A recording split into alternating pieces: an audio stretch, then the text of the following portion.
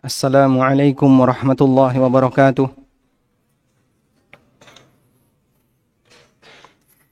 Alhamdulillahi rabbil alamin.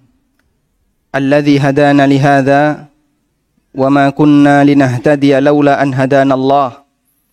Laqad jaa rusulu rabbina bil haqq wa nudu an tilkumul jannatu uristumuha bima kuntum ta'malun. Wa ashhadu an la ilaha illallah wahdahu la syarika lah. Wa ashhadu anna Muhammadan abduhu wa rasuluh. Salawatu rabbi wa salamu alaihi wa ala alihi wa ashabihi wa man sara ala nahjihi wa stanna bisunnatihi ila yaumiddin. Alhamdulillah, puji syukur kita haturkan kehadirat Allah Azza wa Jalla.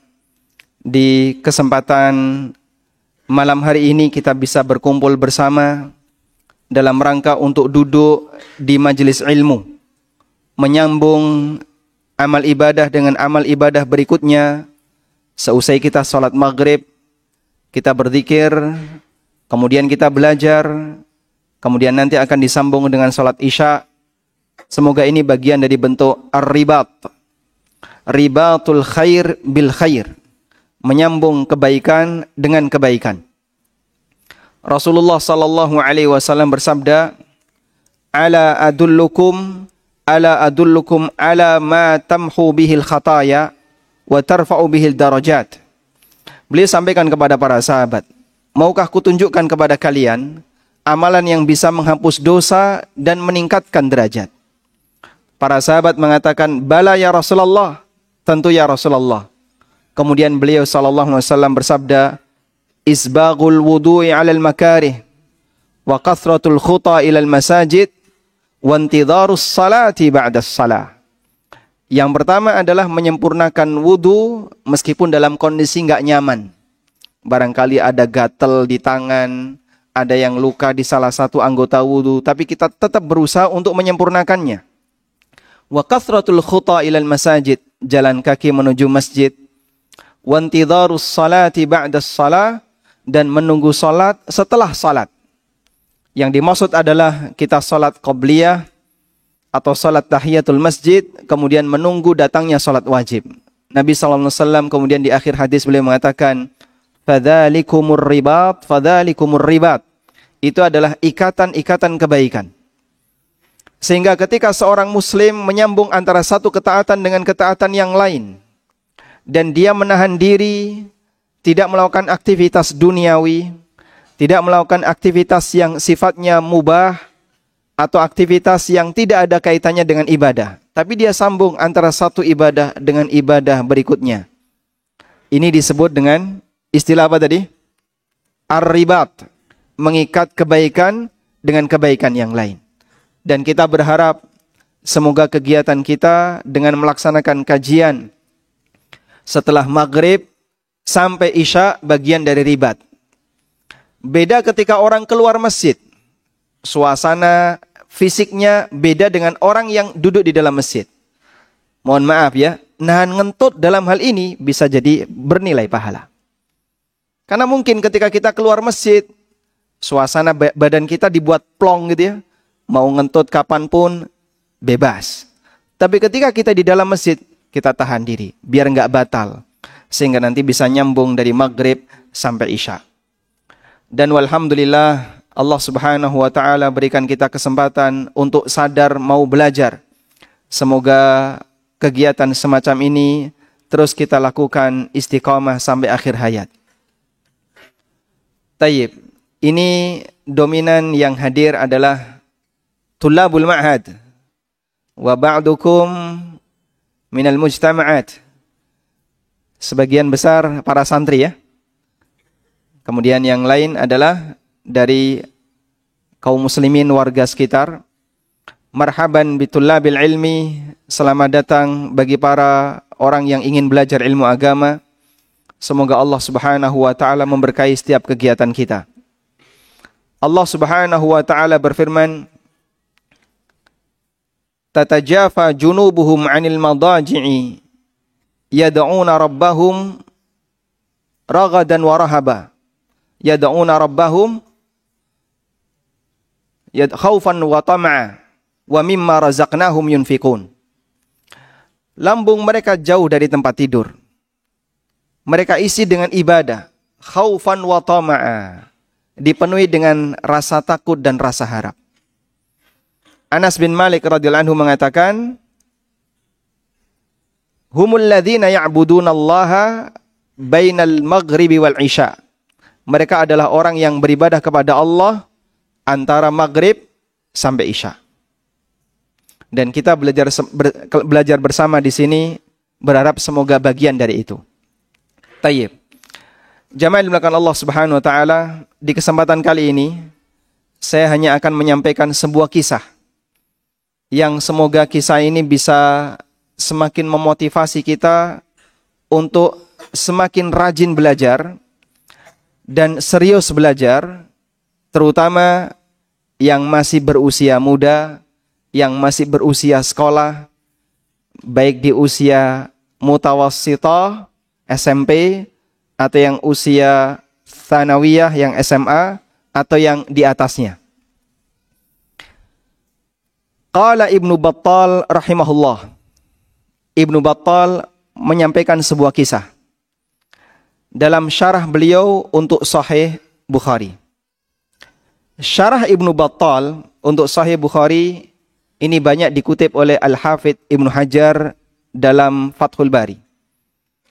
Sehingga syarah Ibnu Battal lebih dulu dibandingkan Fathul Bari. Ibnu Battal rahimahullah ta'ala dalam syarah Sahih Bukhari pernah menyebutkan sebuah kisah, yang kisah ini terjadi di masa Imam Malik bin Anas. Beliau mengatakan, wa fi fadlil ilmi atharun katsirah. Ada banyak sekali pengaruh baik ketika orang itu rajin dalam menuntut ilmu agama. Lalu kata beliau, wa min ahsaniha ma qalahu Yahya ibnu Yahya. Dan salah satu di antara kisah yang sangat istimewa adalah cerita yang pernah disampaikan oleh Imam Yahya bin Yahya. Imam Yahya bin Yahya termasuk di kalangan tabi'in dan beliau sezaman dengan Imam Malik. Qala, beliau mengatakan, awwalu ma haddatsani Malik bin Anas hina ataituhu taliban lama alhamani Allahu ilaihi fi awwal yaumin jalastu ilaihi. Pertama kali nasihat yang disampaikan oleh Imam Malik kepadaku ketika aku ingin belajar ilmu agama. Aku mendatangi beliau atas ilham yang diberikan oleh Allah kepadaku untuk menuntut ilmu agama. Pertama kali saat aku duduk di hadapan beliau, qala, Imam Malik bertanya, "Mas muka, siapa namamu?" Qultu lahu, kemudian aku sampaikan, "Akramakallah, namaku Yahya." Namaku Yahya. Wa kuntu ahdatsu ashabi sinna. Dan ketika itu adalah aku santri yang paling muda. Di sini santri yang paling muda usia berapa? Ada yang kelahiran tahun 2000? Ada ya? 2005, kelahiran tahun 2005 ada? Masya Allah ya. Yang paling muda usia berapa Ustaz? 11 tahun. Masya Allah. Berarti kelahiran tahun 2010.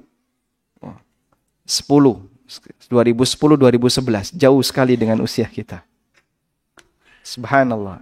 Coba kita dengarkan ceritanya Yahya ibnu Yahya. Wa kuntu ahdatsa ashabi sinnan. Dan aku adalah santri yang usianya paling muda. Faqala li, kemudian Imam Malik menyampaikan sebuah pesan kepadaku. Ya Yahya, wahai Yahya, tolong dengarkan ini. Allah, sungguh Allah, sungguh demi Allah. Alaika bil jiddi fi hadzal amr. Bersungguh-sungguhlah kamu dalam belajar ilmu agama. Wa sa'uhadditsuka fi dzalika bihaditsin yuraghibuka fihi. Akan aku sampaikan kepadamu sebuah cerita, semoga bisa memberikan motivasi yang kuat bagimu dalam belajar ilmu agama. Wa yuzhiduka fi ghairihi, Bahkan sampai membuat kamu zuhud terhadap aktivitas yang lain. Sehingga kamu siap untuk meninggalkan aktivitas dunia, kamu siap untuk meninggalkan aktivitas yang tidak ada kaitannya dengan ibadah, karena saking senangnya dengan belajar ilmu agama. Qala, kemudian Imam Malik mulai bercerita. Qadimal madinata gulamun min ahli Syam bihadatsati sinnika. Dulu, pada waktu awal aku belajar, saya punya teman. Teman ini adalah seorang gulam, seorang remaja, min ahli Syam, yang datang dari daerah Syam. Syam itu di mana, jamaah? Di mana Syam? Syam di mana? Di daerah Yordania. Barakallahu fikum. Syam itu daerah yang berada di utara Jazirah Arab. Sekarang Syam terbagi menjadi 4 negara. Yordan, Palestina, Lebanon, satu lagi apa? Suriah. Israel masuk enggak? Enggak masuk. Nah. Tayyib. Orang ini berasal dari Syam, datang ke kota Madinah. Bihadathi sinnika, usianya sama seperti kamu. Masih usia remaja. Fakana ma'aha yajtahidu wa yatlubu hatta nazala bil maut. Beliau belajar ilmu agama dengan sangat sungguh-sungguh. Belajar ilmu agama dengan sangat serius. Hatta nazala bil maut, sampai akhirnya beliau meninggal dunia di usia yang masih muda. Di usia belajar. Dalam kondisi masih mondok di pesantren, masih sergap-sergapnya, rajin-rajinnya menghafal Al-Quran, menghafal hadis, belajar ilmu agama, Allah subhanahu wa ta'ala takdirkan meninggal dunia. Falaqad ra'aitu ala janazatihi syai'an lam ara mithlahu. Aku perhatikan, pada jenazah remaja ini, ada kondisi yang itu tidak pernah aku saksikan pada jenazah-jenazah yang lain. Aku lihat ada keadaan yang luar biasa pada jenazah remaja ini, yang tidak aku lihat pada jenazah yang lain. Min ahli baladina, di kalangan jenazah yang mati di kalangan penduduk kami. La taliba ilmin wala alimin, baik dia seorang pembelajar maupun dia seorang ulama. Ada satu yang istimewa pada jenazah remaja ini. Fara'aitu jami'al ulama yastahimuna ala na'shihi. Para ulama itu berebut untuk ngurusi jenazah remaja ini. Subhanallah. Sebuah kehormatan ketika jenazah seorang muslim itu ditangani oleh orang yang mengenal sunnah, ditangani oleh seorang ulama, sehingga seluruh penanganannya sesuai dengan sunnah Nabi SAW. Lebih dari itu, pada saat dia disolatkan, siapa yang mendoakan jamaah? Orang-orang saleh, yang doanya punya peluang lebih mustajab dibandingkan masyarakat secara umum. Sehingga kata Imam Malik, jenazah remaja ini diperebutkan oleh para ulama di Madinah, masing-masing berebut untuk mengurusinya. Falamma ra'a dzalikal amir, sampai ketika gubernur Madinah melihat suasana seperti itu, amsaka anis salati alaihi, beliau tidak mau nyolati. Beliau tidak mau nyolati. Dengan maksud agar mereka yang berebut untuk menangani jenazah ini mundur terlebih dahulu. Karena ribut, suasananya jadi rame. Semuanya pengen menangani jenazah ini. Sampai gubernurnya yang melerai, tenang dulu, sebentar dulu, diam dulu. Beliau tidak mau nyolati dulu. Lalu beliau mengatakan, wa qala qaddibu minkum man ahbabtum.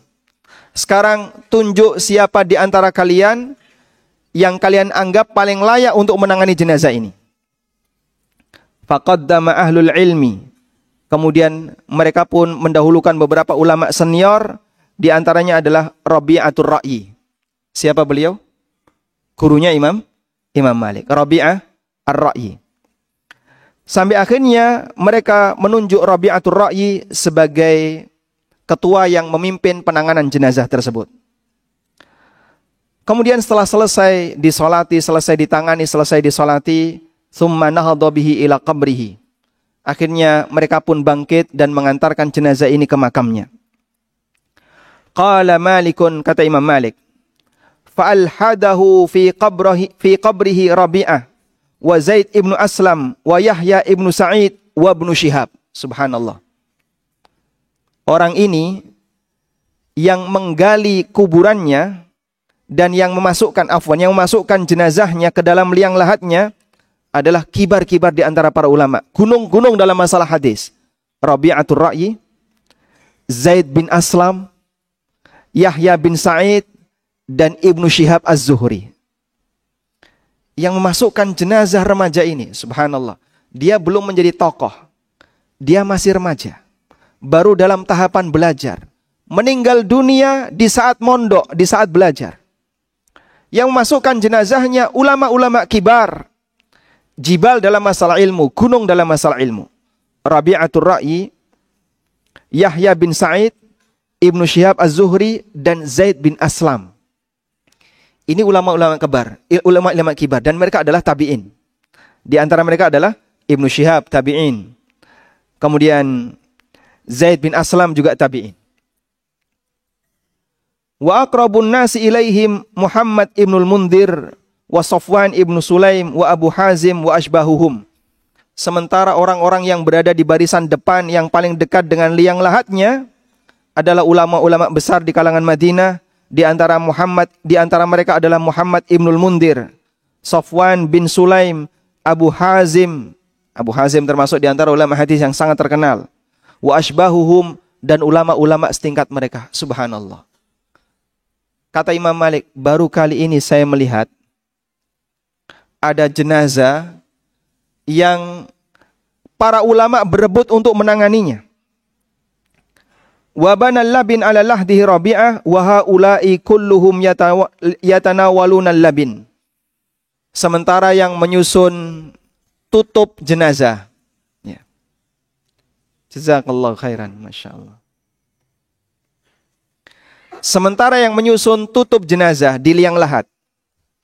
Liang lahat setelah jenazah dimasukkan ditutup dengan apa jamaah? Ditutup dengan apa?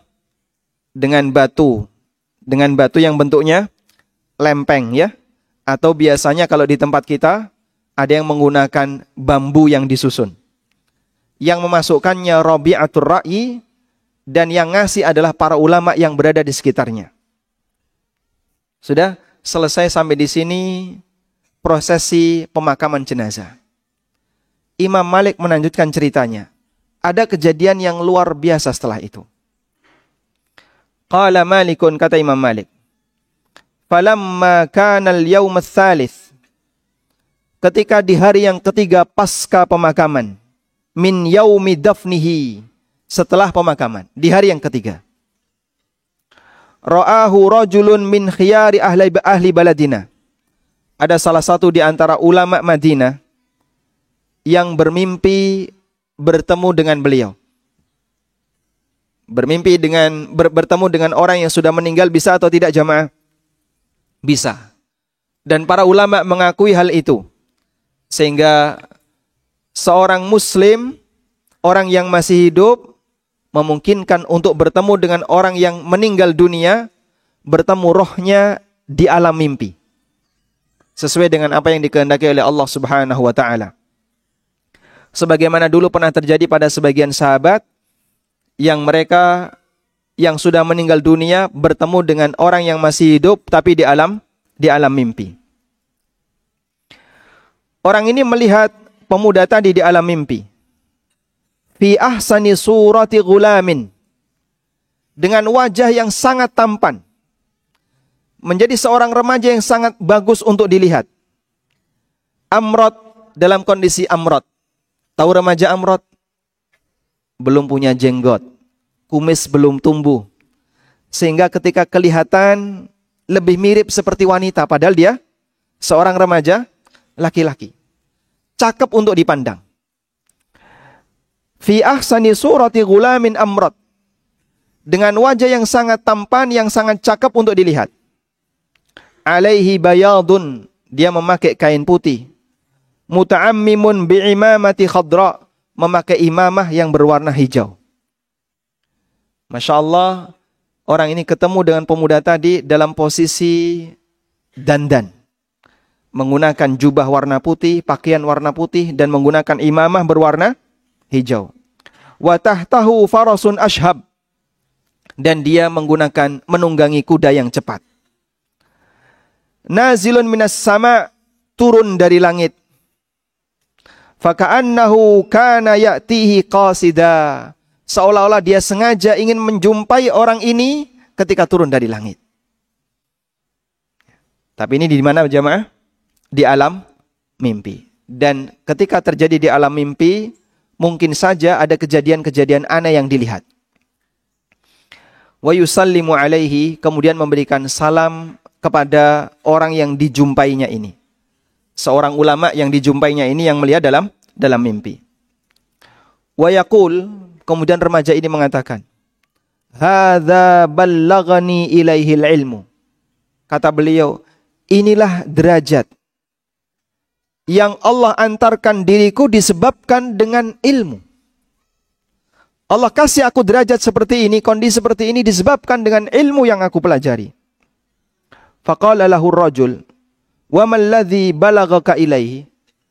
Kemudian ulama yang bermimpi tadi bertanya, derajat seperti apa yang saat ini kau dapatkan? Faqala, lalu beliau, si remaja ini mengatakan, a'tani Allahu bi kulli babin ta'allamtuhu minal ilmi darajatan fil jannah. Allah Subhanahu wa taala memberikan kepadaku dalam setiap bab ilmu yang aku pelajari, Allah tingkatkan derajatku 1 derajat di surga. Subhanallah. Anda belajar sampai lulus aliyah, sampai lulus SMA. Khatam kitab fikih apa? Di sini muqarrarnya pakai kitab fikih apa, Ustaz? Pakai silsilah.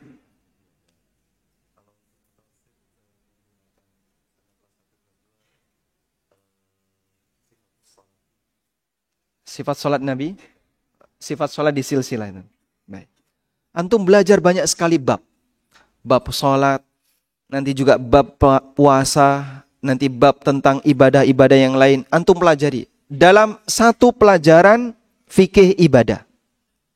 Belum fikih-fikih yang lain, belum pelajaran akidah, belum pelajaran masalah tauhid, belum pelajaran masalah akhlak. Ada banyak bab yang antum pelajari. Dalam 1 semester ada berapa bab yang dipelajari, Mas? Dalam 1 semester berapa bab yang dipelajari? Banyak ya? Banyak, sampai kesulitan ketika ujian. Yang jelas para santri, mereka belajar banyak sekali mata pelajaran. 1 semester ada berapa mata pelajaran? 9 mata pelajaran. Masya Allah, Masya Allah. Kebanyakan atau kurang? Kurang. Nah, harusnya 12 ya. Dalam 1 semester ya. Para santri yang ada di Ma'had Lu'lu' wal Marjan belajar 9 mata pelajaran. Ini ngalai yang tua-tua. Tayyib. Kata remaja ini, yang beliau menjumpai orang saleh dalam mimpinya, beliau mengatakan, a'tani Allahu bi kulli babin ta'allamtuhu minal ilmi darajatan fil jannah. 1 bab ilmu yang aku pelajari, Allah berikan kepadaku 1 tingkatan derajat di surga. Sehingga kalau antum 1 semester belajar 9 bab, semoga itu menjadi amal yang ikhlas, lalu diterima oleh Allah Subhanahu wa taala. Andaikan semester pertama meninggal dunia, sudah dapat derajat ke-9 di surga. Belum lagi semester 2, nanti tambah 9 lagi. Semester 3 mungkin tambah jadi 12. Semester 4 tambah lagi. Semakin banyak bab yang antum pelajari, semakin berpeluang untuk tinggi derajatnya di surga. Makanya mohon diperhatikan. Bagi para orang tua, meletakkan putra-putrinya di pesantren, hakikatnya adalah sedang investasi besar untuk akhirat. Allah Subhanahu wa taala akan memasukkan seorang hamba ketika di surga bersama dengan siapa? Keluarganya. Walladzina amanu wattaba'athum dzurriyyatuhum biimanin alhaqna bihim dzurriyyatahum wama alatnahum min amalihim min syai'. Orang-orang yang beriman dan keluarganya, keturunannya juga turut beriman. Alhaqna bihim dzurriyyatahum. Maka nanti akan aku pertemukan mereka dengan anak keturunan mereka. Para ulama menjelaskan begini ya. Ketika seorang mukmin dimasukkan oleh Allah ke dalam surga, maka bagian dari kesempurnaan kebahagiaan yang Allah berikan kepada mereka, Allah kumpulkan mereka bersama keluarganya di mana? Di surga. Tapi Pak, yang namanya dalam satu keluarga, itu kan tingkat takwanya berbeda. Ada yang lebih bertakwa, ada yang takwanya lebih rendah, ada yang kurang bertakwa, dan seterusnya. Terkadang dalam satu keluarga, ada bapak yang lebih bertakwa dibandingkan anaknya. Sebaliknya dalam satu keluarga, ada anak yang lebih bertakwa dibandingkan bapaknya. Orang tua punya harapan besar kepada antum sekalian. Kalaupun antum ketika di dunia tidak bisa memberikan kebaktian maksimal, tidak bisa mempersembahkan sesuatu yang bernilai bagi orang tua. Bapak mohon maaf, saya belum bisa memberikan biaya untuk bapak agar bisa naik haji. Belum bisa memberikan hadiah berupa harta. Belum bisa memberikan hadiah apapun untuk orang tuanya. Berikan hadiah kepada orang tuanya yang lebih istimewa dibandingkan itu. Hadiah apa jamaah? Semoga antum bisa menjadi sebab mereka semakin tinggi derajatnya di surga. Para ulama menjelaskan bagaimana cara Allah menggabungkan mereka di surga. Padahal nilai ketakwaannya berbeda. Yang konsekuensinya berarti derajat mereka di surga berbeda. Ada yang lebih tinggi, ada yang lebih rendah. Ada dua kemungkinan. Kemungkinan yang pertama, Allah Subhanahu wa taala memanggil keluarga yang derajatnya lebih tinggi. Misalnya ya, ada anak yang derajat surganya lebih tinggi dibandingkan bapaknya. Anak ini Masya Allah, anak yang saleh, rajin menghafal Al-Quran, kelas 3 Tsanawiyah sudah hafal 30 juz, rajin tahajud. Kemudian dia dikasih oleh Allah Ta'ala derajat yang jauh lebih tinggi. Misalnya dia berada di derajat surga di tingkatan yang ke-10. Sementara bapaknya baca Quran belum lancar, kadang juga belum rajin untuk beribadah, ditaruh oleh Allah di surga nomor 3 misalnya. Terus bagaimana cara Allah mempertemukan? Ada dua kemungkinan. Kemungkinan yang pertama, Allah panggil anaknya, wahai anak, aku ingin mempertemukan kamu dengan bapakmu. Karena bapakmu ada di derajat surga nomor 3, maka aku turunkan kamu ke surga nomor 3. Agar kamu bertemu dengan bapakmu. Ini kemungkinan yang pertama. Kemungkinan yang kedua, Allah mengatakan kepada sang bapak, anakmu berada di surga nomor 10. Dan aku ingin mempertemukan kamu dengan anakmu. Maka aku naikkan surgamu yang berada di grade nomor 3, di tingkatan nomor 3 ke tingkatan nomor 10. Dari dua kemungkinan ini, mana yang terjadi? Allah jelaskan di lanjutan ayat, وَمَا أَلَتْنَاهُمْ مِنْ عَمَلِهِمْ مِنْ شَيْءٍ. Aku tidak mengurangi amal mereka sepeser pun. Artinya, kemungkinan yang terjadi adalah nomor 2. Karena kalau nomor 3 berarti Allah mengurangi amal yang berada di surga nomor 10 tadi, diturunkan. Dan itu tidak mungkin. Karena jika terjadi demikian, berarti ada kezaliman di akhirat. Sehingga yang mungkin adalah orang tua yang derajatnya lebih rendah dinaikkan oleh Allah sehingga bisa bergabung dengan anak yang derajatnya lebih tinggi. Bifadlillahi ta'ala, atas karunia yang diberikan oleh Allah Subhanahu wa ta'ala kepadanya. Makanya ketika orang tua meletakkan anaknya di pesantren, berharap semoga antum jauh lebih saleh dibandingkan orang tua antum. Semoga adik-adik semuanya jauh lebih saleh dibandingkan orang tuanya. sehingga nanti bisa memberikan anugerah yang luar biasa bagi orang tuanya. Gak nyadar ternyata anaknya bisa mengatrol orang tuanya ke surga yang jauh lebih tinggi. Itu hadiah lebih istimewa dibandingkan menaikkan haji orang tuanya, dibandingkan ngasih mobil ke orang tuanya. Perjuangkan itu wahai para santri. Sanggup insya Allah? Sanggup insya Allah ya? Makanya serius. Ini orang tua punya harapan besar.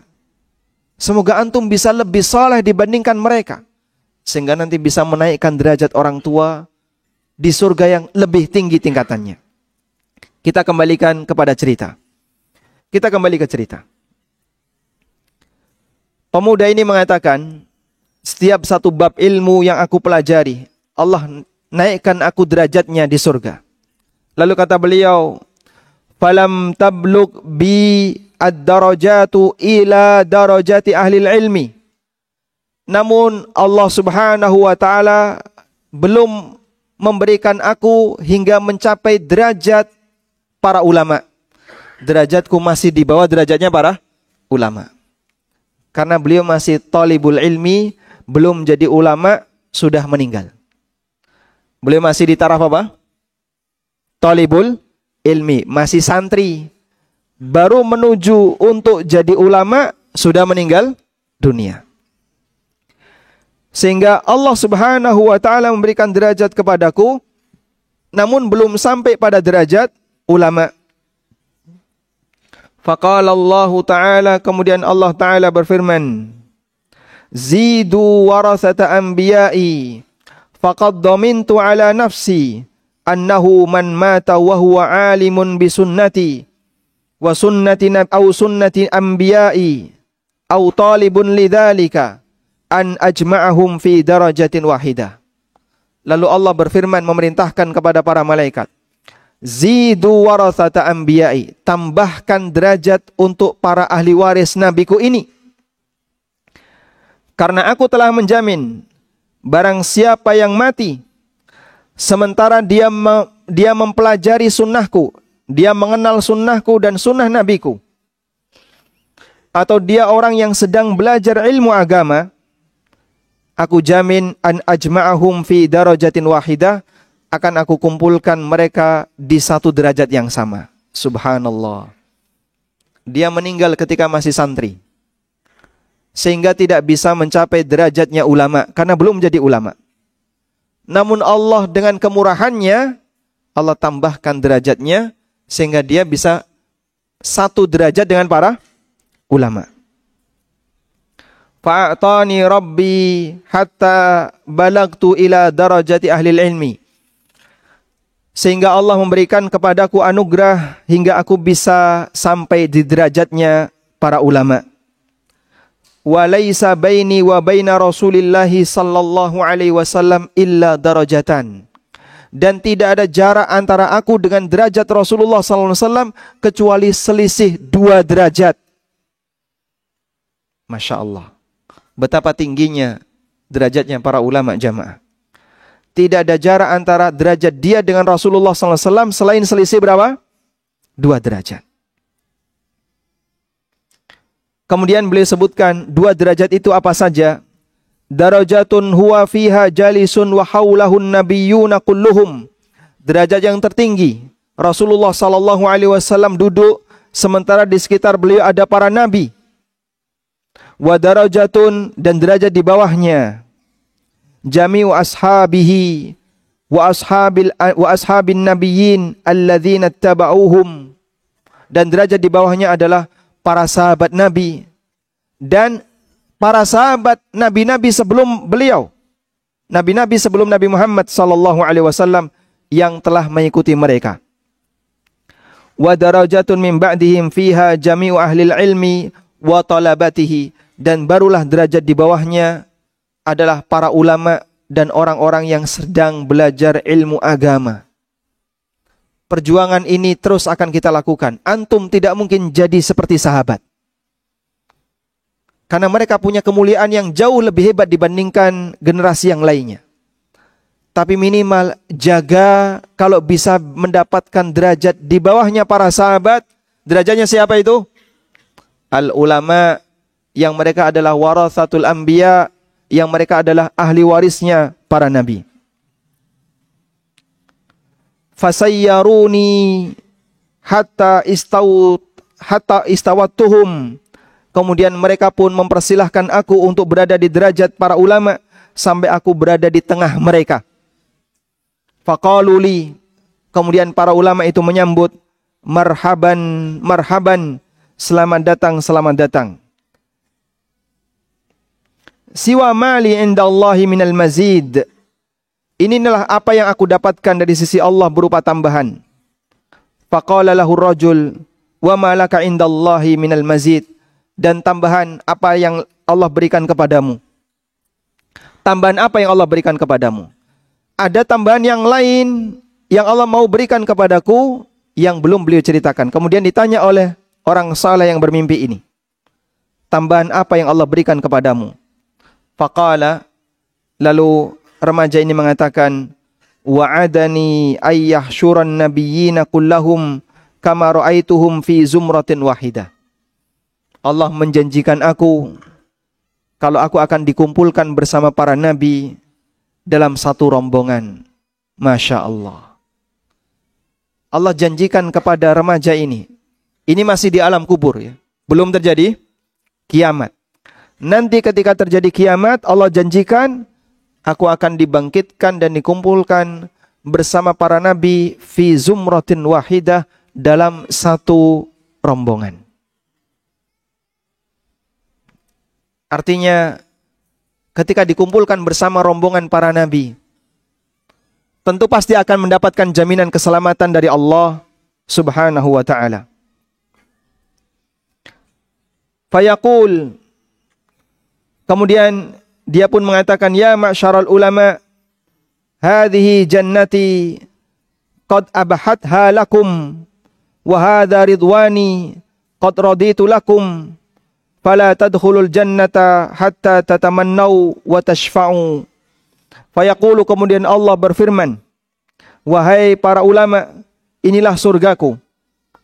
Aku telah halalkan untuk kalian. Wa hadza ridwani, dan ini merupakan ridhaku. Qad raditu ankum, aku telah ridai kalian. Fala tadkhulul jannata hatta tatamannau wa tashfa'u. Karena itu sebelum kalian masuk surga, berikan syafaat kepada yang lain. Fa'utikum ma syi'tum wa usyaffi'ukum fiman istashfa'tum lahu. Aku berikan kepada kalian apapun yang kalian inginkan, dan aku berikan kesempatan bagi kalian untuk menyelamatkan siapa yang ingin kalian selamatkan. Liyara ibadi karamatakum alayya, agar para hambaku bisa melihat keistimewaan kalian di hadapanku. Hadirin yang dimuliakan Allah Subhanahu wa ta'ala, bisa enggak Allah menyelamatkan hambanya tanpa melalui syafaat dari hamba yang lain? Bisa atau tidak jamaah? Bisa. Kenapa? Innahu ala kulli syai'in qadir wa huwa maliku yaumiddin. Karena Allah Maha Kuasa atas segala sesuatu dan Dia adalah raja di hari kiamat. Jadi begini, pada waktu semua manusia dikumpulkan oleh Allah, pada waktu semua hamba dikumpulkan oleh Allah, ada orang-orang soleh yang mereka dijamin untuk masuk surga. Di antaranya adalah para ahli ilmu, para ulama, dan para talibul ilmi yang serius belajar ikhlas karena Allah. Allah kumpulkan mereka fi zumratil anbiya. Allah kumpulkan mereka bersama rombongan para nabi. Sebelum masuk surga, Allah izinkan mereka untuk memberikan syafaat. Siapa yang ingin kalian selamatkan? Padahal Allah mampu untuk menyelamatkan para hambanya tanpa harus melalui syafaat mereka.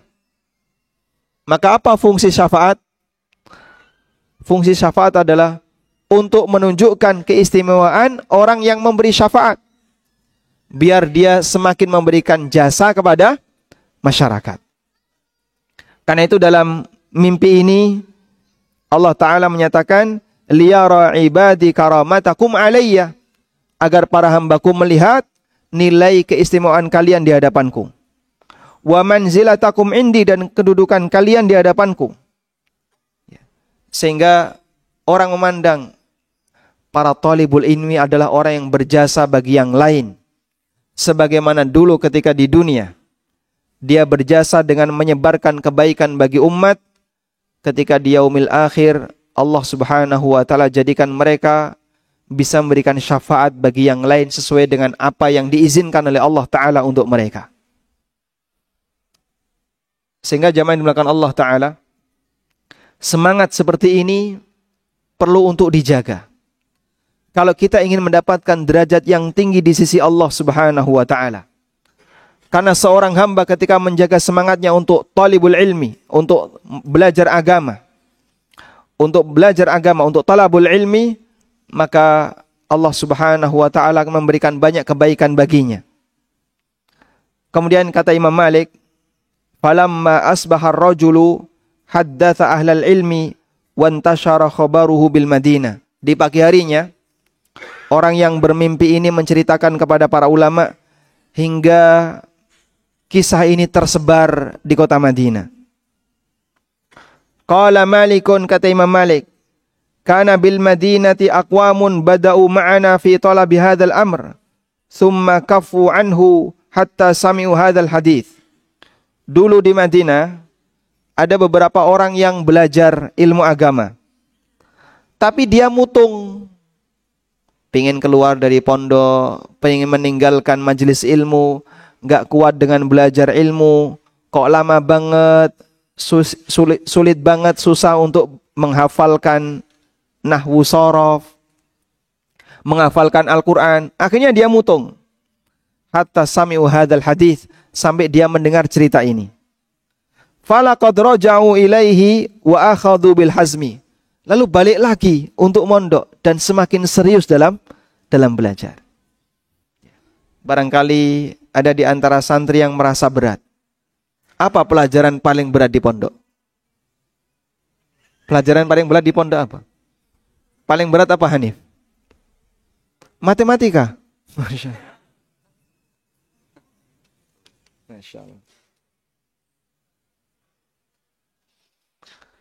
Mungkin kita merasa berat dengan pelajaran nahwu shorof. Kita merasa berat dengan pelajaran menghafal Al-Quran, terutama yang menghafal. Memang karakter orang Indonesia, kekuatan hafalannya tidak sebagaimana mereka yang berada di Timur Tengah. Tapi seperti ini bisa dipaksakan. Kalau orang mau sungguh-sungguh.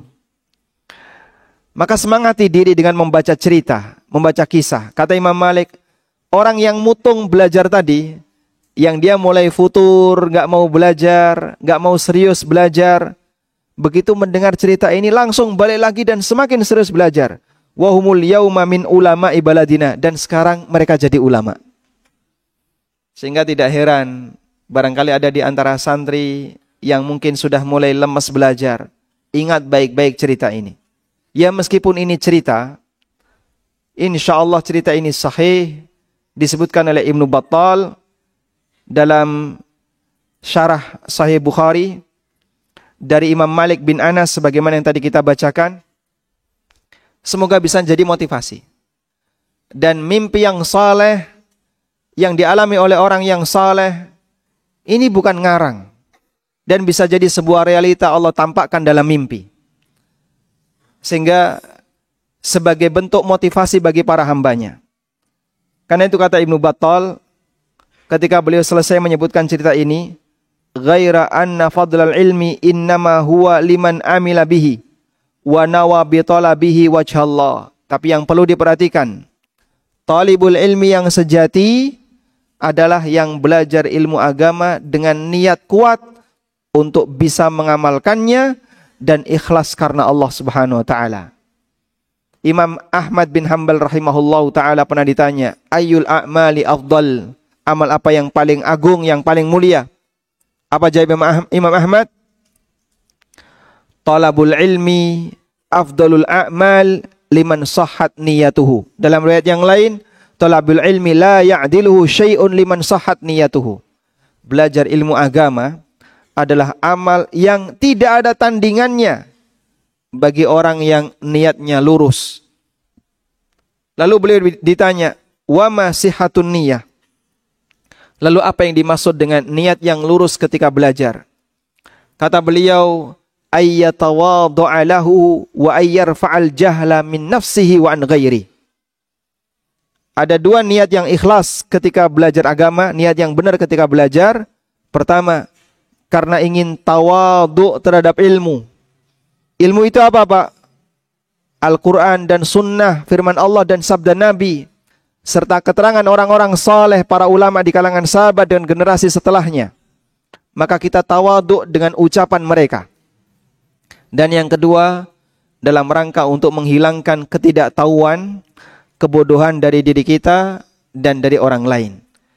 Jika tujuan kita dalam belajar dalam rangka itu, insyaallah ta'ala kita termasuk di antara orang yang serius dalam belajar.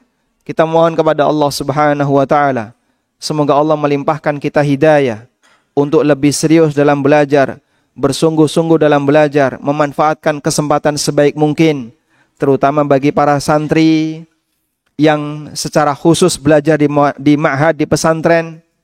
Antum tidak perlu mikir nikah. Sudah ada yang mikir nikah? Nanti dulu ya, kalau sudah lulus. Antum barangkali tidak perlu mikir cari nafkah. Tidak perlu mikir masalah bayar SPP. Sudah ditanggung oleh orang tuanya. Sekarang fokus waktunya untuk belajar. Semoga Allah Subhanahu wa ta'ala semakin meningkatkan derajat kita kelak di surga. Wallahu ta'alam. Wa sallallahu ala nabiyyina Muhammadin wa ala alihi wa sahbihi wa sallam. Wa akhiru da'wana alhamdulillahi rabbil alamin. Qad ja'al isya.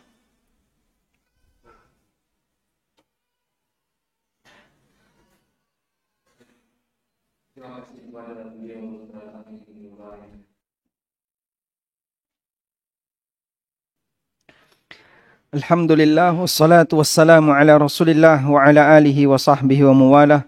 Wa ashhadu an la ilaha illallah wahdahu la syarika lah. Wa ashhadu anna Muhammadan abduhu wa rasuluh. Sallallahu alaihi wa ala alihi wa sahbihi wa sallama tasliman katsira. Sebelum kita membacakan beberapa pertanyaan yang sudah masuk, para santri menyampaikan pertanyaan. Wa yaktubuna basmalah fi su'al. Kertas ini jadinya ada lafzul jalalah, sehingga saya mohon nanti bagi para panitia untuk menyimpannya dengan baik agar tidak tercacar di mana-mana, karena di sana tertulis Bismillahirrahmanirrahim. Ada beberapa pertanyaan yang mirip. Karena itu sebaiknya kalau bertanya, agar nanti ini bisa dibuang, sebaiknya tidak menuliskan basmalah. Dalam rangka apa? Menjaga nama Allah Subhanahu wa ta'ala. Ada beberapa pertanyaan yang mirip, yaitu pertanyaan tentang bagaimana cara menghafalkan Al-Quran yang efektif. Cepat ingat tapi tidak cepat lupa.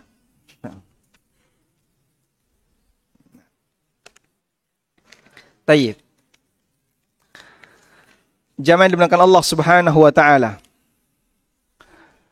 Memang tantangan masyarakat itu berbeda-beda.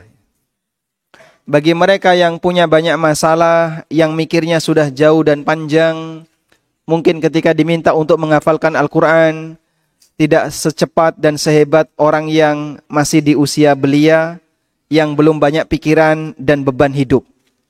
Makanya ketika bapak-bapak ditanya ya, yang sudah punya keluarga, punya anak dan istri yang harus mencukupi kebutuhan mereka, ketika disuruh untuk menghafal Al-Quran, tentu saja teorinya beda ketika pertanyaan ini arahnya dari para santri yang fokus belajar.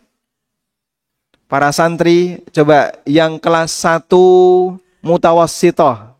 Ada? Coba angkat tangan. Kelas 1 mutawassithah. Masya Allah, barakallahu fikum. Yang sudah punya istri angkat tangan. Yang kelas 1 tsanawiyah, kelas 1 tsanawiyah. Ada yang sudah berkeluarga? Belum, Masya Allah. Jadi, antum belum punya keluarga, tidak mikir nafkah.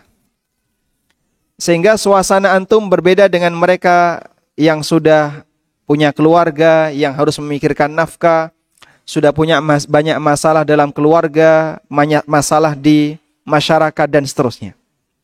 Tentu pendekatannya berbeda. Sekarang kita akan berbicara pendekatan yang berlaku bagi para santri. Secara umum Nabi SAW pernah menyebutkan dalam hadis yang diriwayatkan oleh Bukhari, ta'ahadul Quran.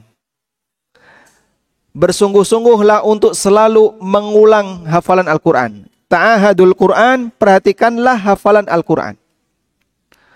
Fawalladzi nafsi biyadih, demi zat yang jiwaku berada di tangannya, lahu wa asyaddu tafallutan minal ibili fi iqaliha. Sungguh Al-Quran itu lebih gampang lepas dibandingkan onta yang diikat dalam kekangnya. Tahu gimana kekang onta? Sehingga kok onta bisa melepaskan kekangnya. Onta wallahu alam, dia punya karakter suka gigiti tali yang dipakai untuk ngikat. Sehingga kalau pemiliknya tidak sering nilii bahasa Indonesia apa? Tidak sering ngecek, nggak sering memperhatikan, kemudian diikat ulang, maka lama-kelamaan akan lepas. Karena ikatan onta itu talinya tali hidup. Tahu tali hidup?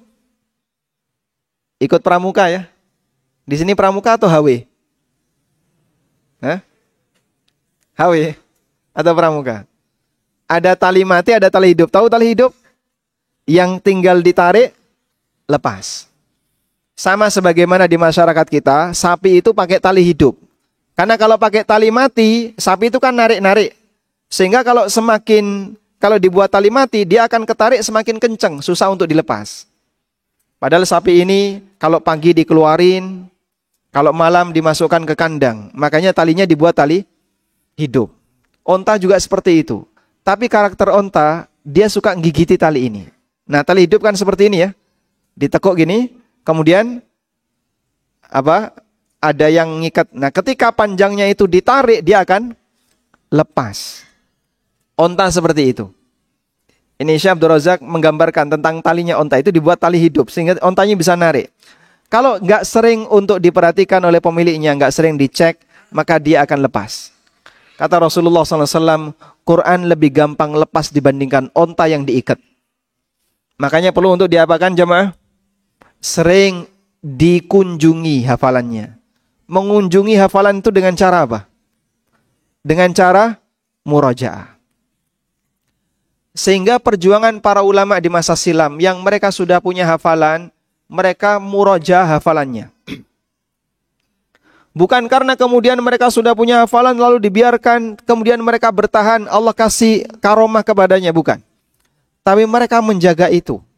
Dan itu bagian dari amanah yang selalu mereka pertahankan. Abu Hurairah radhiyallahu anhu yang menghafal sekitar 5.000 hadis radhiyallahu anhu. Beliau tidak biarkan hadis itu berlalu begitu saja, sehingga dalam waktu semalam Abu Hurairah membagi malamnya dengan sepertiga untuk murajaah, sepertiga untuk ibadah, sepertiga bersama keluarganya. Gak bakalan tidur kalau belum selesai murajaah. Itulah perjuangan yang dilakukan oleh para ulama. Sehingga kalau antum bisa menjaga seperti ini, gak bakalan tidur sampai tadarusnya hingga selesai target. Pokoknya sehari minimal dalam waktu malam 1 juz. Atau sekian juz. Murajaah hafalan. Biar gak hilang. Itu secara umum yang diajarkan Nabi SAW. Dan murajaah yang paling bagus itu dilakukan sambil sholat.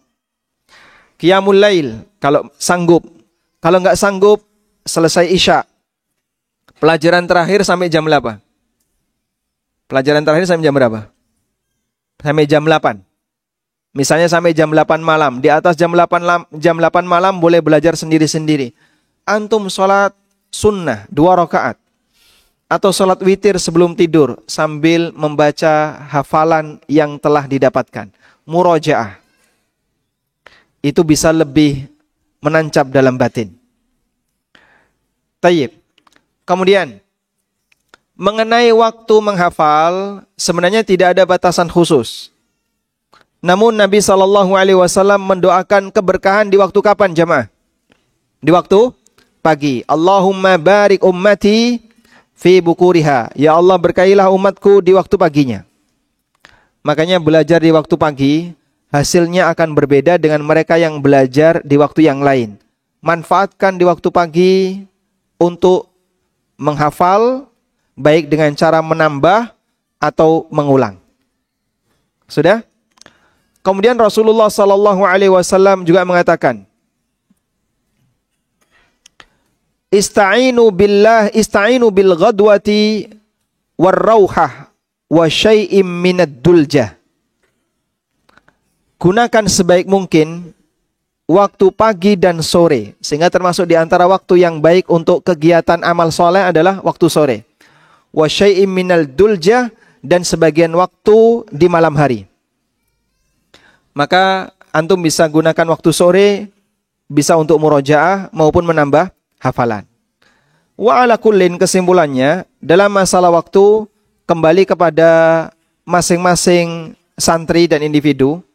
Ada yang dia maksimal ketika waktu pagi, ada yang maksimal ketika waktu duha, ada yang maksimal ketika waktu sore, terserah. Yang penting silahkan mengambil sebagian porsi waktu itu untuk memurojaah hafalan. Selanjutnya, kemampuan manusia diletakkan oleh Allah dalam belajar, diletakkan oleh Allah pada dua indera, sami dan basir, indera pendengaran dan indera penglihatan. Allah Subhanahu wa ta'ala jadikan manusia bisa mendengar dan melihat sehingga ilmu masuk kepadanya. Allah Ta'ala berfirman, Hal ata 'alal insani hinum minad dahri lam yakun syai'am madhkura. Inna khalaqnal insana min nutfatin amsyajin faja'alnahu sami'am basira. Kenapa Allah sebut manusia aku jadikan sami'an basira? Karena dua indera ini adalah sumber bagi mereka untuk bisa mendapatkan ilmu. Sudah? Maka dalam belajar ilmu, kalau dua ini bisa berfungsi sekaligus, biasanya lebih maksimal. Sudah? Antum buka mushaf, murojaah atau menambah hafalan, kalau bisa sambil bersuara, sehingga telinga juga mendengar apa yang antum baca. Mata memotret, telinga mendengar. Sehingga kita gunakan as-sam' wal basar, pendengaran dan penglihatan, dua-duanya berfungsi untuk menangkap ilmu. Itu lebih maksimal dibandingkan hanya melihat saja atau mendengar saja. Meskipun kadang ada yang lebih dominan. Saya lebih dominan kalau mendengar. Saya lebih dominan kalau melihat. Masing-masing orang berbeda. Tapi dua-duanya kalau difungsikan akan menghasilkan yang lebih maksimal. Dan jangan ganti-ganti mushaf. Gunakan satu mushaf. Dari mulai masuk lu'lu' wal marjan sampai tua. Bila perlu. Sehingga tetap terjaga. Selalu yang dipandang adalah mushaf itu. Terus yang dipandang adalah mushaf itu. Sampai lecek nggak apa-apa. Tapi ini dalam rangka untuk menjaga hafalan. Karena mata ini punya potensi memotret. Jika antum terlalu sering gonta-ganti, nanti tidak bisa maksimal. Wallahu alam. Itu beberapa teori secara umum yang bisa kita manfaatkan untuk menghafal Al-Quran. Dan dari itu semuanya yang terpenting adalah kesungguhan. Sehingga bapak-bapak yang usianya sudah 30 ke atas, 40 ke atas, bisa nggak punya peluang yang sama untuk bersaing dengan para santri? Bisa, asal sungguh-sungguh. Banyak kisah para ulama yang mereka belajar di waktu tua. Dan Allah Subhanahu wa ta'ala berikan limpahan hidayah baginya sehingga Allah mudahkan bagi dia untuk menghafal Al-Quran meskipun sudah lanjut usia. Walhamdulillah. Kemudian di sini ada beberapa pertanyaan yang semisal. Assalamualaikum, waalaikumsalam. Apa penyebab futur dan bagaimana cara mengatasinya? Futur yang terjadi pada tulabul ilmi umumnya disebabkan karena pengaruh lingkungan. Sekarang lingkungan itu tidak hanya orang tua, tidak hanya teman, tidak hanya masyarakat di sekitar. Lingkungan yang paling banyak memberikan pengaruh untuk zaman saat ini adalah HP. Orang Masya Allah bisa mengakses apapun dengan HP-nya. Sehingga kadang yang bisa memberikan pengaruh lebih kuat itu HP. Makanya tolong diperhatikan para santri. Mungkin ketika di pesantren antum sama sekali tidak pernah bersentuhan dengan HP. Kelas 3 sanawiyah boleh pegang HP? Tidak boleh. Sampai lulus. Yang musyrif, yang pengabdian khidmah, maafi khidmah. Masya Allah. Sehingga yang masih berada di sini gak boleh pegang HP. Antum bisa lebih fokus untuk belajar. Nanti ketika sampai di rumah, nah ini ujian bagi para santri. Ada santri yang dia menjaga semangatnya untuk belajar sehingga dia tetap murojaah di rumah. Dan ada santri yang ingin berteman dengan YouTube. Ya. Akhirnya sehari-hari buka HP. Mungkin orang tuanya merasa kasihan. Ini selama bertahun-tahun gak pegang HP, lihat HP dikiranya mendoan. Nah. Sehingga senang banget sama HP. Main terus dengan HP. Masya Allah, ini yang bisa menyebabkan futur. Maka kalaupun antum di rumah megang HP, tolong jangan lupa ketika buka YouTube, akses terus kanal Lu'lu' wal Marjan. Ada channelnya nggak? Ada, Masya Allah. Sehingga tetap upgrade ilmu kita belajari dari YouTube. Dan kalaupun misalnya antum tidak pegang HP, insya Allah lebih baik. Dalam rangka untuk menjaga hafalan. Karena biasanya orang kalau sudah pegang HP, kadang nyasar kemana-mana. Sebab iklannya banyak. Di YouTube kotoran lebih banyak dibandingkan yang hal-hal yang bermanfaat. Lebih baik kita menghindar daripada banyak bersinggungan dengan sampah yang ada di internet. Selanjutnya, hindari teman-teman yang kurang baik. Ibnu Qayyim dalam Al-Wabilus Sayyib menyebutkan, seorang hamba menuju Allah ibarat dia melakukan perjalanan. Gangguan dia adalah orang yang mengajaknya untuk berhenti ngobrol. Dan itu adalah teman-teman yang kurang baik. Mungkin bisa jadi ketika antum lurus pada saat belajar di pesantren, bisa istiqomah. Begitu pulang, ketemu teman SD, lalu diajak main, kemudian ke kali, ke sungai, hati-hati nanti tidak tenggelam.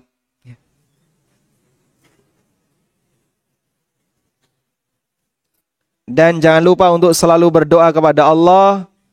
Idza nazala ahadukum manzilan falyaqul. Kalau kita memasuki satu tempat tertentu, baca apa? A'udzu bikalimatillahi tammati min syarri ma khalaq. Biasakan itu. Kalau ada kegiatan outing dimanapun, baik dekat pesantren maupun yang jauh dari pesantren. Karena kita tidak tahu ada potensi bahaya apa di sekitar kita. Baik yang kelihatan maupun yang tidak kelihatan. Dan jangan lupa untuk membaca doa setiap pagi dan sore. Allahumma inni as'alukal afwa wal afiyah fid dunya wal akhirah. Allahumma inni as'alukal afwa wal afiyah fi dini wa dunyaya wa ahli wa mali. Allahumma astur wa amin. Allahumma hfadni. Kita mohon penjagaan dari Allah. Min baini yadayya wa min khalfi wa an yamini wa an shimali wa min fawqi wa a'udhu an ughtala min tahti. Dan aku mohon kepadamu ya Allah dengan keagunganmu, an ughtala min tahti, agar aku tidak ditenggelamkan dari bawahku. Bisa ditenggelamkan pada benda padat, contohnya tenggelam ke bumi waliyadzubillah. Dan bisa ditenggelamkan pada benda cair seperti tenggelam di laut atau tenggelam di sungai. Rutinkan seperti ini ya. Kita butuh pelindungan dari Allah karena manusia itu makhluk yang sangat lemah. Tayyib, wallahu alam.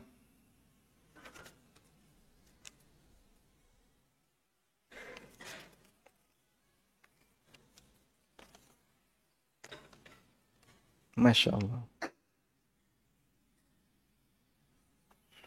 Assalamualaikum warahmatullahi wabarakatuh. Waalaikumsalam warahmatullahi wabarakatuh. Bagaimana jika ada seorang santri yang menuntut ilmu di tempat yang di situ bid'ah merajalela, namun dia tidak mengetahui bahwa yang dia pelajari adalah salah, apakah derajatnya juga meningkat? Ketika ada seorang talibul ilmi yang dia misalnya hidup di lingkungan yang menyimpang dan tidak ada yang dia ketahui dari ilmu agama selain apa yang diajarkan oleh gurunya yang juga mengajarkan ilmu yang menyimpang misalnya, sampai akhirnya dia dewasa, apakah dia juga mendapatkan derajat yang sama? Jawabannya, jika ilmu yang dipelajari bukanlah ilmu dari Al-Quran dan Sunnah, maka tidak masuk dalam keutamaan ilmu sebagaimana yang disabdakan oleh Nabi Sallallahu Alaihi Wasallam. Karena ilmu yang mendapatkan keutamaan adalah sebagaimana yang disebutkan dalam hadis, majtama'a qaumun fi baitin min buyutillah. Apabila ada sekelompok orang yang dia berkumpul di salah satu rumah Allah, yatluna kitab Allah, yang dia baca apa? Yang dia baca apa? Kitabullah. Wa yatadarasunahu bainahum, dan mereka saling mengkajinya. Illa nazalat alaihimus sakinah wa ghasyiyatuhumur rahmah wa haffathumul malaika wa dzakarahumullahu fi man indah. Maka Allah akan berikan 4 keistimewaan. Turun ketenangan kepada mereka. Makanya dalam kajian-kajian yang membahas serius isinya Al-Quran dan Sunnah, kenapa banyak jamaah yang ngantuk? Karena turun ketenangan kepada mereka. Betul? Tolong yang ngantuk, itu bagian dari ketenangan di majelis ilmu. Wa ghasyiyatuhumur rahmah, yang kedua diliputi dengan rahmat. Keutamaan ini didapatkan ketika yang dipelajari adalah Kitabullah dan sunnah nabinya sallallahu alaihi wasallam. Wallahu alam. Namun kalau dilihat dari apakah dia berdosa ataukah tidak, kembali kepada apakah dia sudah mengetahui kebenaran ataukah tidak. Sehingga kalau dalam hatinya dia melihat ini ada banyak kejanggalan dari yang diajarkan oleh gurunya. Misalnya gurunya mengajarkan ilmu kanuragan di pondok, tapi diajari apa? Ilmu kanuragan. Padahal itu apa? Ilmu sihir. Ya. Bagaimana cara untuk biar bisa ngilang, biar kebal. Mondok tapi diajari seperti itu. Lalu muncul dalam perasaannya, kayaknya kok saya nggak nyaman. Ini pasti ada yang bermasalah. Tapi dia tetap bertahan, berarti telah datang hidayah kepadanya. Tapi dia fastahabbul ama 'alal huda, lebih milih kegelapan, lebih milih kebutaan daripada hidayah. Namun kalau dia sama sekali tidak tahu, maka orang yang tidak mengetahui, ya, ini bagian dari uzur yang berlaku baginya. Wallahu alam. Aina. Naktafi bihadza? Bis-su'al wa akhir su'al.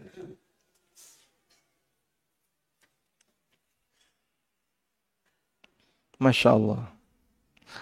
Ada pertanyaan tentang masalah saham, bursa efek. Ini mungkin nanti bisa disampaikan di kajian besok pagi ya, waktu duha. Atau kajian subuh, insya Allah.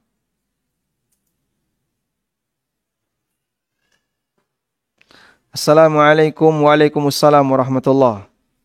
Apakah jerawat termasuk penyakit pengampun dosa?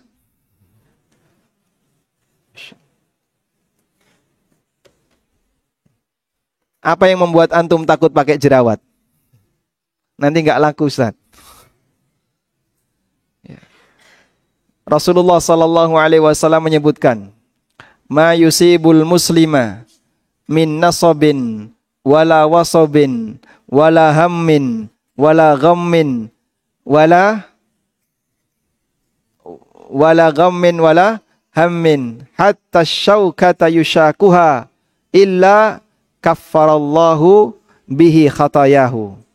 apabila seorang muslim mengalami sakit, mengalami kelelahan, bingung, resah, sedih, sampai duri yang nancap di kakinya, duri yang nancap di badannya, illa kaffarallahu bihi khatayahu, kecuali Allah akan jadikan itu sebagai kafarah dosanya. Namun dengan satu ketentuan, ketika dia mengalami situasi yang enggak nyaman, sakit jerawat, sakit panu, sakit apalagi gudiken, dan aneka penyakit yang melekat pada dirinya. Lalu dia ketika mengalami itu, ihtasaba 'ala Allah, dia mengharapkan pahala dari Allah, itulah yang bernilai pahala. Tapi kalau tidak ada ihtisab, maka tidak ada bedanya antara muslim dengan non-muslim. Allah Ta'ala berfirman, in takunu ta'lamuna fa innahum ya'lamuna kama ta'lamun. Kalau kalian mengalami sakit, mereka orang non-muslim juga sakit sebagaimana kalian. Tapi ada satu yang beda. Wa tarjuna minallahi ma la yarjun. Kalian punya harapan di sisi Allah yang mereka tidak memilikinya. Maka kata kunci setiap kondisi enggak nyaman, termasuk jerawat yang ada pada muka kita, jika kita ihtisab 'ala Allah, berharap pahala dari Allah, insyaallah di situ yang bernilai pahala dan bisa menghapus dosa. Wallahu taala alam, wa sallallahu ala nabiyyina Muhammadin wa ala alihi wa sahbihi wasallam, wa akhiru da'wana anil hamdulillahi rabbil alamin. Subhanakallahumma wa bihamdika asyhadu an la ilaha illa anta astaghfiruka wa atubu ilaik. Wassalamualaikum warahmatullahi wabarakatuh.